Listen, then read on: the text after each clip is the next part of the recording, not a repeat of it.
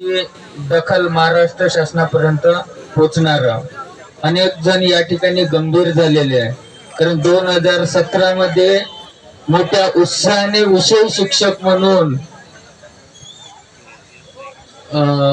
पदोन्नती घेतली आणि चर्चा करत होते, घरी सांगत होते. घरचे लोक त्यांना विचारत होते, आता तुमचं शिक्षणाचं वय नाही, पुराच्या शिक्षणाचं वय आहे.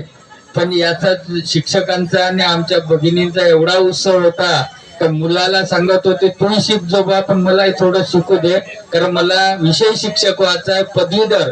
कारण या प्राथमिक शिक्षकामध्ये फारसे प्रमोशन नाही.